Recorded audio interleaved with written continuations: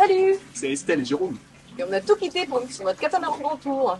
Alors cette semaine, c'est la deuxième partie de la Transat, et pas des moindres. On vous montre tout ça, et puis notre arrivée. Bah oui, parce que si on est là, c'est qu'on est arrivé quand même. Effectivement. Allez, on vous montre tout ça. Step 3, grow hard about what you want to be. Step 4, everybody just do your thing. Wake up, today's gonna be a good day.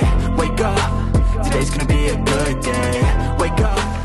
Là, il y a des grains, ça y est. Ça commence à arriver. Le temps a changé, il fait beaucoup plus humide, et puis on voit des gros grains à l'horizon. On avance voile en ciseaux. Donc ça, c'est chouette, c'est une allure plutôt confortable. Et voilà, c'est tout ce qui se passe pour l'instant.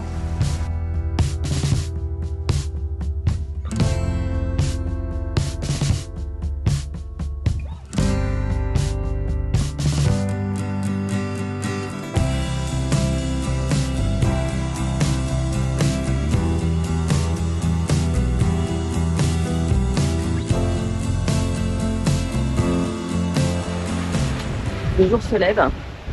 Hier, on a fêté la mi-chemin. On était parti depuis un peu plus d'une semaine, un peu plus de 7 jours. Voilà, c'était pas mal, on est dans les temps. Cette première partie de transat a été relativement calme au niveau du vent et des voiles. Mais la deuxième partie s'annonce un peu plus chaotique.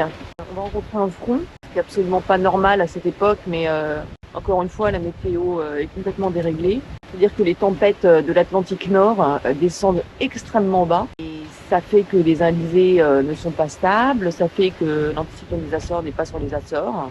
Et ça fait qu'il y a des fronts qui vont donc donner des grains. Alors des grains en soi, c'est pas si grave, ça passe très vite sur l'Atlantique et puis ça va rincer le bateau. Le problème, c'est que c'est toujours accompagné de vents très soudains et très forts. Et ça peut être accompagné d'orages, donc d'éclairs. Et ça, c'est le pire qui peut arriver sur un bateau, quoi. La foudre sur le mât qui grille toute électronique. Donc voilà, espérons qu'on va passer ce front au plus vite. Mais bon, l'arrivée risque d'être quand même un peu plus chaotique. Bon, sinon, mon impression sur la Transat maintenant que j'en ai fait la moitié, je pense que je peux commencer à en parler. Je trouve, personnellement, je n'exprime que mon opinion, attention, que beaucoup de gens idéalisent les transats. Alors c'est vrai qu'il y a un aspect un peu mythique, voire un peu mystique pour certains, le fait d'être seul en communion avec la nature, au milieu des éléments, du bleu à 360 degrés. Mais au final, c'est long, quoi. C'est long, c'est très répétitif. Il y a une fausse impression de liberté finalement parce que on est prisonnier du bateau. On doit faire 10 pas par jour. Moi, je rêve de faire un footing de 10 km. Je ne sais pas si j'arriverai à courir encore parce que ça fait plus d'une semaine que je marche pas. Donc, j'ai hâte d'arriver quand même. Voilà. C'était mon petit message du matin. Et maintenant, je vais aller prendre mon petit déjeuner.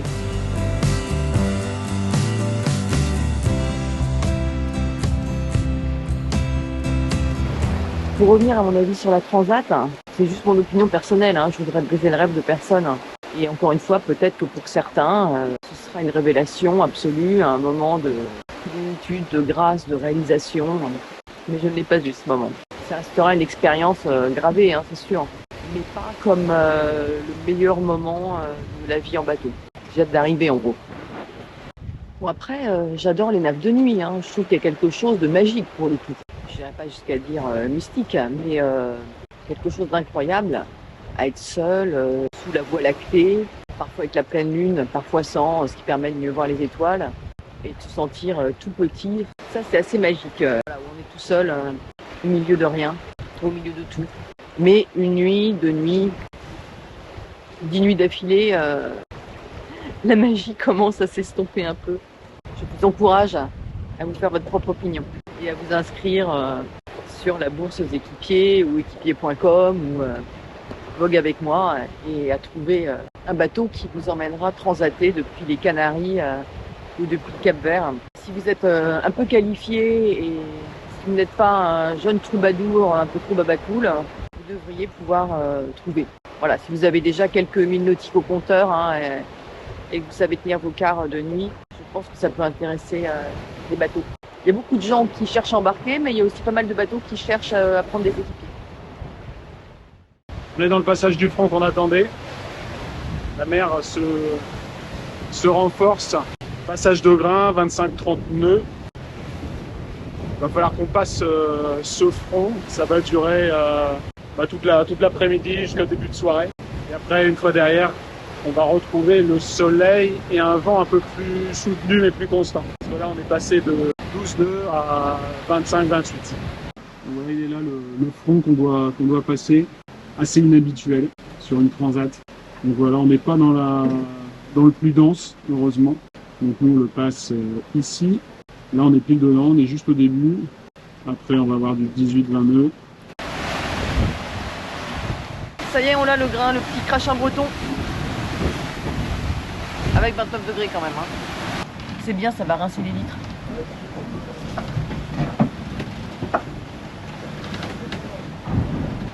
Elle est étanche la GoPro, j'espère.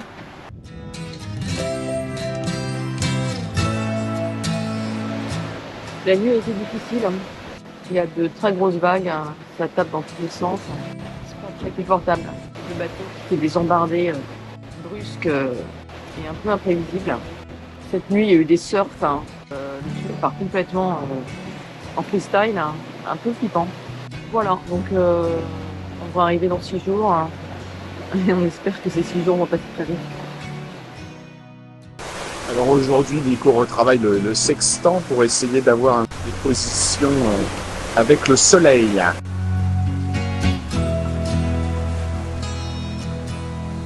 Bon, je vous rassure, on ne fait pas la traversée au sextant, on fait de l'entraînement, c'est de la formation.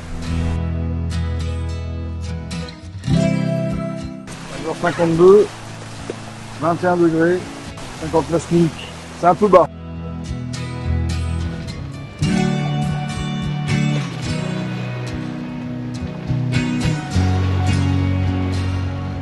On croise des grandes plaques de sargasses maintenant. Alors le problème c'est que, on peut plus pêcher parce que forcément ça se prend dans les hameçons et on ramène des grosses coupes au lieu de ramener des poissons. Et ensuite ça s'est mis dans l'hélice du speedo, ce qui fait qu'on n'a plus la vitesse du bateau. On a la speed over ground, donc la vitesse satellite, mais on n'a plus la vitesse sur l'eau. Voilà, donc faut attendre que ça se décoince. Ça s'est déjà arrivé une fois il y a 2 jours, ça s'est décoincé tout seul. Espérons que là ça va se décoincer aussi. La mer s'est un peu calmée par rapport à hier et à cette nuit. Tant mieux parce que c'était vraiment pas très agréable. C'est pas la houle habituelle de l'Atlantique, hein. C'est une mer plus forte, plus agitée, qui est due au front qui descend beaucoup trop bas pour la saison. Enfin même qui descend beaucoup trop bas tout court. On a hâte de pouvoir crier terre quand même. Ça, le pot noodle, ce sera votre meilleur ami pour les quarts de nuit. Quand est-ce qu'on arrive? C'est encore loin. Ça commence à être un peu long cette pelée de croisière là. Alors il reste quelle distance? On va regarder ça tout de suite. 735 000 nautiques.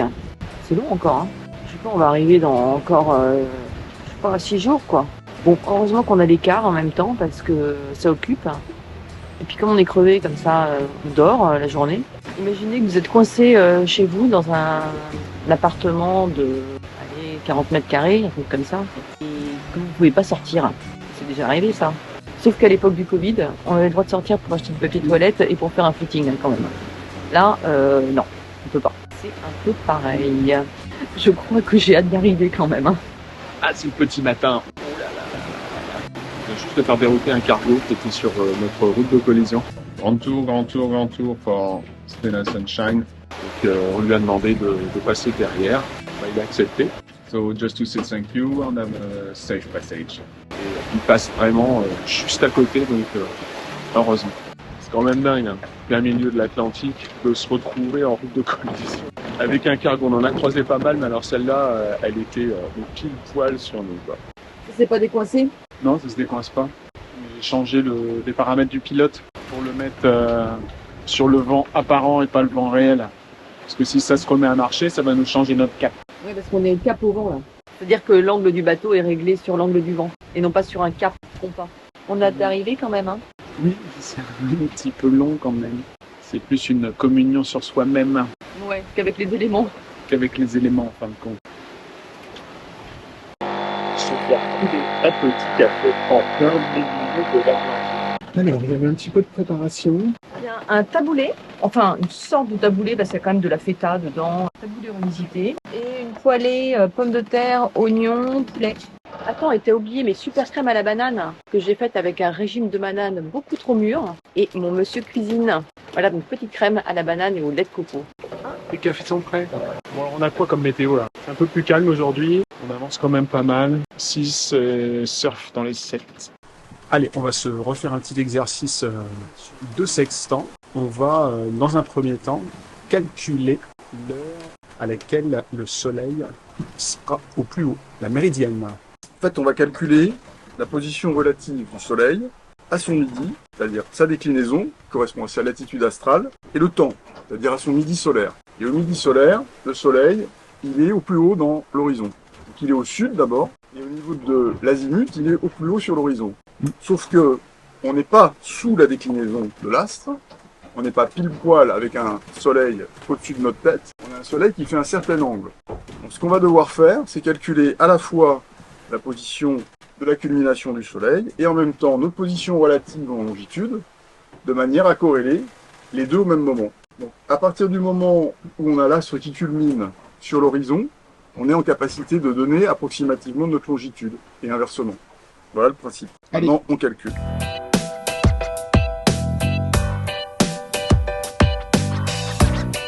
Ça, c'est le sextant. Ça va te permettre de calculer la hauteur observée de l'astre. On avait évalué à 49,15 culmination, on est à 49,14,14, donc on ne fait pas d'erreur, grosso modo. Et on a évalué notre culmination donc à 16h24, bon 5 minutes, parce que le soleil se déplace à 15 degrés horaires. Okay. Notre longitude à nous, elle est corrélée à celle du soleil, en plein sud. Et normalement, cette hauteur, elle correspond à quoi? Elle correspond à 90, l'angle droit, moins la hauteur observée, d'accord? Et donc si la déclinaison était nulle, ça correspondrait exactement à notre latitude. Là, notre latitude étant 15-16 et la déclinaison étant de 22, hein, on va se retrouver probablement avec une distance zénithale de 7 degrés. C'est la distance qui nous sépare en distance en mille nautiques, hein, 7 degrés, 7 x 60, 420 000. 420 000, c'est la distance qui nous sépare du pied de l'astre, non pas dans cette direction, mais dans la direction opposée. La déclinaison, c'est la position, en gros, en latitude de l'astre solaire, de n'importe quel astre. On a estimé avec nos calculs qu'on devrait trouver un angle à peu près de 53 degrés, on va voir si ça colle. Donc ce qu'il faut faire d'abord, c'est, il y a une erreur instrumentale de l'appareil, après il y a d'autres corrections à apporter, la hauteur qu'on a par rapport au sol, le fait qu'on soit à la surface de l'eau et pas au centre de la Terre, enfin, il y a un certain nombre de 4 corrections à apporter, mais celle-là s'appelle la collimation, l'index erreur en anglais. Et donc qu'est-ce qu'on fait? En fait, on a deux miroirs, on va regarder l'horizon et on va faire corréler les deux miroirs sur le même horizon. Dans le viseur, on voit découpé en deux, Voilà. et on va voir l'horizon qu'on va caler au même niveau. Voilà. Et maintenant, ce qu'on va chercher, c'est l'astre en haut. Et on va Après, descendre. d'un côté, on aura l'horizon, Et on va de le l'autre descendre. côté, Donc là, je vise, on aura le je vise soleil. le soleil en direct. Là, en ne cramant pas les yeux, donc j'ai mis les fils qui vont bien. Et maintenant, qu'est-ce que je fais? Je descends là sur l'horizon. Le but étant de faire tangenter l'astre sur l'horizon de manière à être sûr que tu es bien à la perpendiculaire. En tout cas, on est quand même pas très loin de ce qu'on avait dit, sachant que tu vois, j'avais calculé 52 à la droite, et on est à 51. Maintenant, on va corriger les approches les unes et les derrière les autres. Faut pas oublier que là, C'est plus simple de regarder où on est sur le GPS. on a donc là.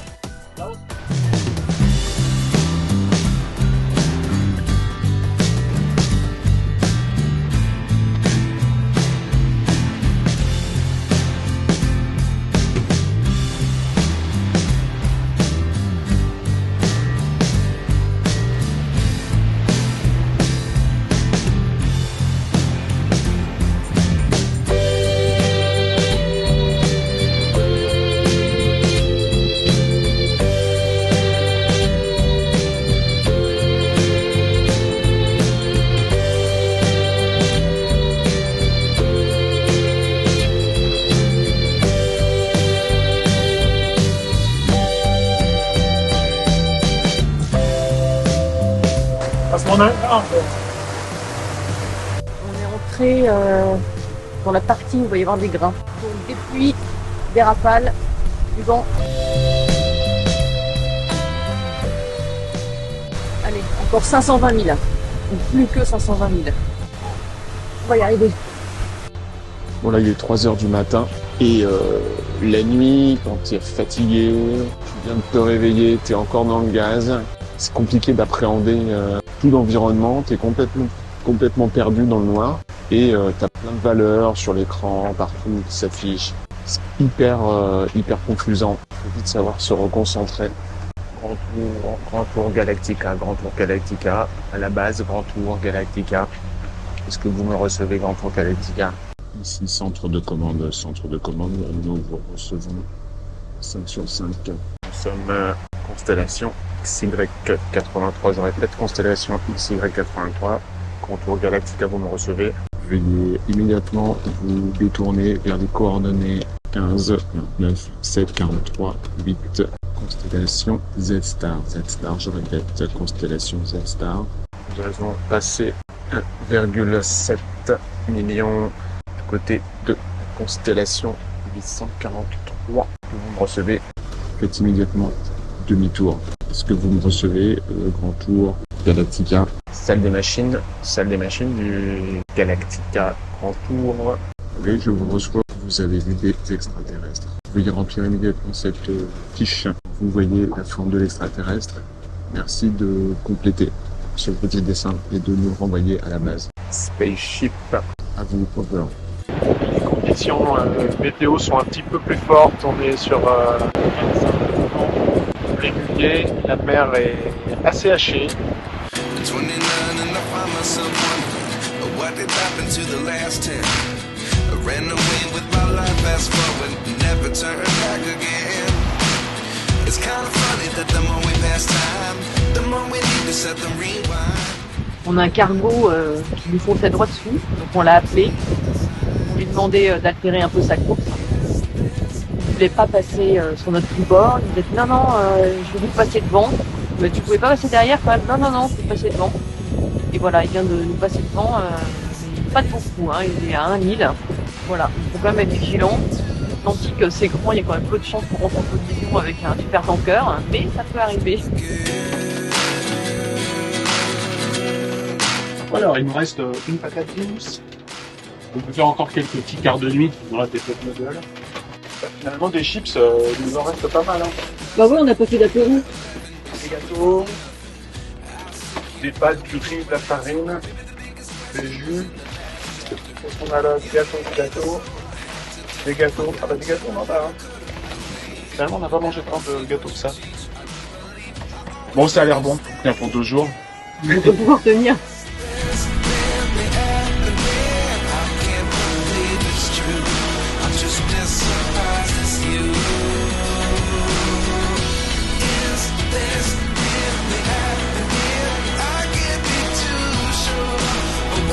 On est à moins de 300 000 de l'arrivée maintenant.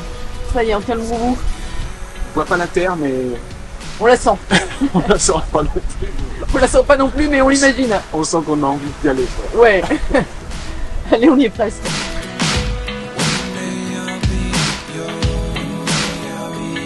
Bon, on savait que la fin n'allait pas être agréable. Et effectivement, dans une zone de grain, donc le vent monte, les vagues montent. Là, la mer est assez formée, donc le bateau bouge dans tous les sens. Il pleut, il y a des grosses vagues. Enfin, c'est pas top.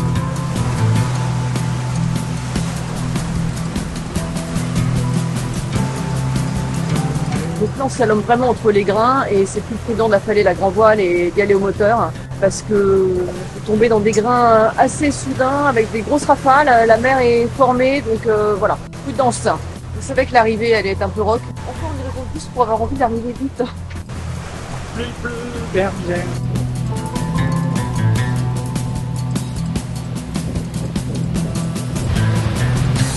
Et oui, il y a des hécatombe de poissons là. Il y en a partout. La pêche.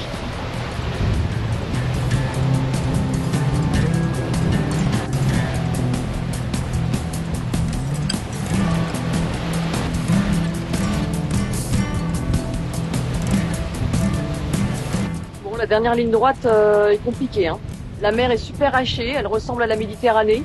C'est pas du tout la houle atlantique qu'on attend. C'est vent contre houle, contre vague dans tous les sens. Donc on est bien brassé et le vent est assez fort, hein, entre 20 et 30 nœuds. Il y a des belles petites rafales à plus de 35. Hein.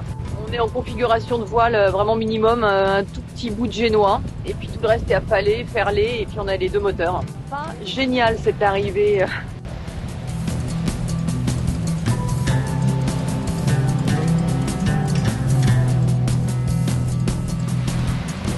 Dernière nuit de nav.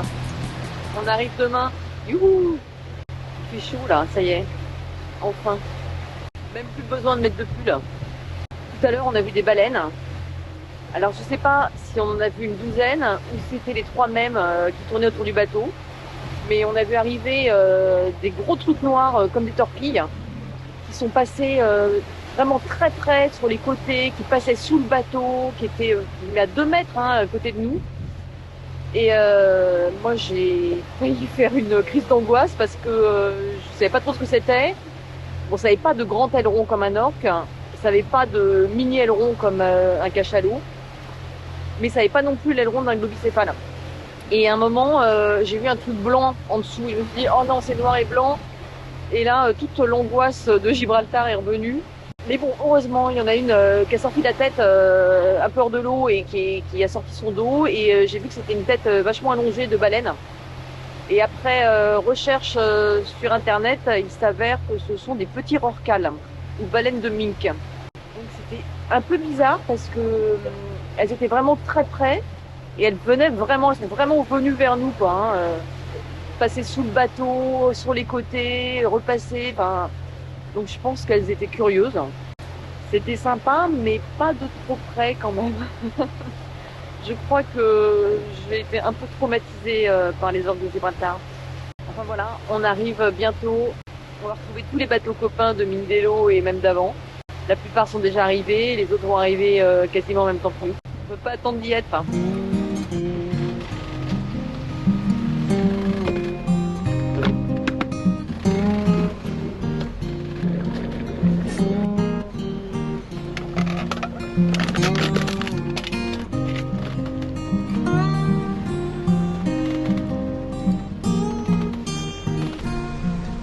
Alors. Finalement, une transat, c'est quoi? Beaucoup de pot noodle mangés. Comme ceci. Voilà, ça y est, moins de 10 heures avant l'arrivée sur la Martinique. Le temps est plutôt calme, on est sur 20 nœuds de vent. Donc on est plein vent arrière avec le Solent sorti. Le débrief de la transat. Pour l'instant, on va dire que c'était long, qu'il y a eu des moments super et des moments moins drôles. En tout cas, on est content d'arriver, content, soulagé. On attend de voir les premières lueurs de la Martinique, de se mettre au mouillage et piquer une tête. Pour se bouger un peu les jambes, on commence à être un petit peu tout engourdi. On n'a pas fait trop de sport, un petit peu, mais c'est assez limité quand même. C'est bon. 3h du mat, TC. On n'est pas encore arrivé. Là, on est plutôt sur le temps du voyage en avion entre Paris et Fort-de-France. Alors qu'en fait, on est juste à côté de la Martinique. Mais finalement, la voile, ce serait pas le moyen le plus cher, le plus long, le plus inconfortable pour aller d'un point A à un point B? Voilà. Et bah c'est ça aussi, les quarts de nuit, c'est se balader sur le pont. Là, t'arrives pas vraiment à marcher droit. T'as une démarche très élégante. C'est la démarche du canard. Donc là, tu te balades sur le pont. C'est pas mal. Bon, bah là, il faut se tenir un petit peu. Donc là, on regarde que tout va bien. On va regarder un petit peu les voiles aussi. Ça va. Là, les vagues se calment. Ça serait plutôt une bonne chose pour l'arrivée sur la Martinique. Entre les passes, ça a plutôt tendance à augmenter. Et puis, là, on passe. On peut se mettre là aussi. Pas mal non plus. Parce qu'on pourrait dire d'autres sur la transat. Avec la nuit, il fait noir quand il n'y a pas de lune. On n'y voit rien. On peut dire qu'on est secoué en permanence. 24 heures sur 24 de secouage. Ah oui, il y a le bruit aussi. C'est 24 heures sur 24 du bruit des vagues sur la côte. En fait, ici, dans le carré extérieur, ça résonne beaucoup avec le roof. Donc on a les vagues qui casse ici à l'arrière du bateau. Et en fait, ça rebondit, tout le bruit rebondit partout. C'est assez assourdissant en fait, au bout d'un moment. C'est pour ça que des fois, on mange souvent à l'intérieur, même quand il faisait chaud. Ça permet d'atténuer énormément les mots. Et en plus là, faut pas le dire, mais on a mis un petit peu de moteur. On a mis le moteur, c'est surtout pour équilibrer, parce qu'en vent arrière, quand il part dans les surfs, c'est même un peu dangereux. Donc, le fait d'appuyer sur les moteurs, ça permet de sortir la vague et de ne pas partir à la pâtée. Terre, terre, terre, ouh.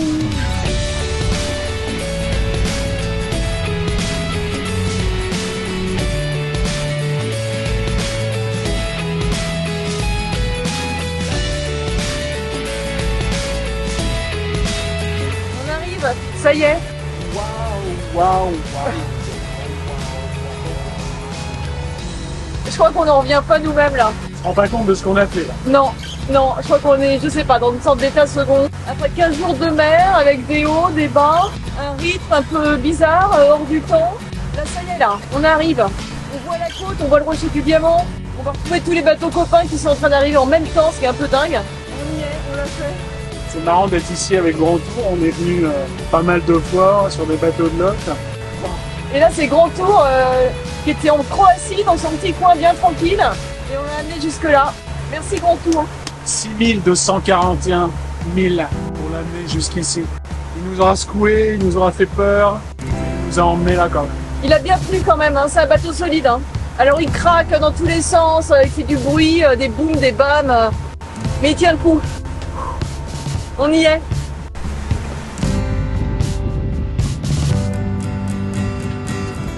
Et l'arrivée de Grand Tour après la transatlantique qui arrive à son tour au mouillage de Sainte-Anne. Que de beaux marins. Quelques minutes après, Graal, tout ça qui vont prendre.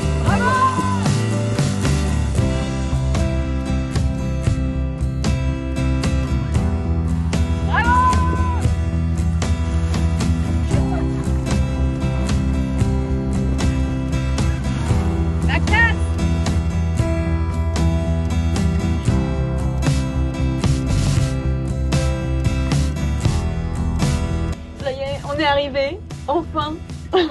On l'a fait. On l'a fait. Ça a été Long. et épique, Éprouvant. éprouvant. Allez, go!